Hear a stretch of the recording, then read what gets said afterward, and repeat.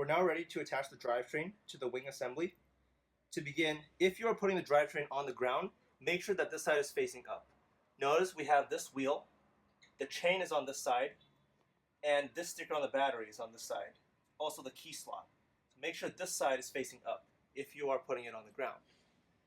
To attach the drivetrain, notice how there are two bracket holes and there are two pins on the wing. We're going to align these two pins into these two bracket holes.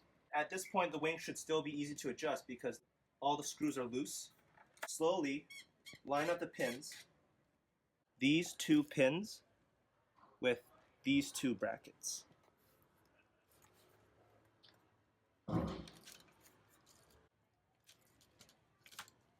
And once it's lined up, push this red button. Make sure the ball slides through and the ball is visible when it's all the way in. Here we're looking at the crankshaft, the top part of the drivetrain, and we're about to install the handlebars. So we'll use this, the handlebar rod, to install the handlebar. And you want to make sure that you're using the correct one, the left or the right, because they are different. In this case, we'll start with the left. The left handlebar has one wire through the top. Take the bar, push the red button to slide it through. If you do not push the red button, it will not slide through. And now that it's here, push the red button again, place the handlebar through, release, and pull on the handlebar to make sure it's tight. And do the same thing for the right side. Notice how the right side, there are two wires. Push the red button, slide it through, slide on the handlebar, pull to make sure it's tight. Now we're ready to adjust the e-Dragonfly into a comfortable position. But first, we're going to take our T-handle and we're going to switch to this blue bit. To do so, just switch the bits like that. To adjust the e-Dragonfly, first, using the T-handle with the blue bit, there are two screws right here just above the battery top that must be loosened. You can push forward, loosen them slightly.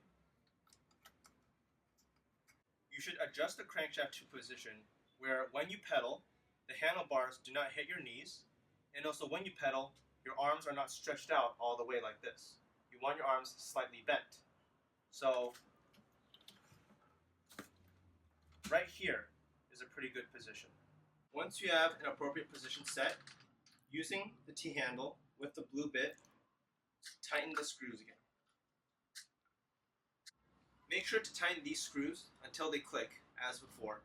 Then, switching to the previous bit, hold the crankshaft where it's in a comfortable position and tighten all 12 screws again until each one clicks.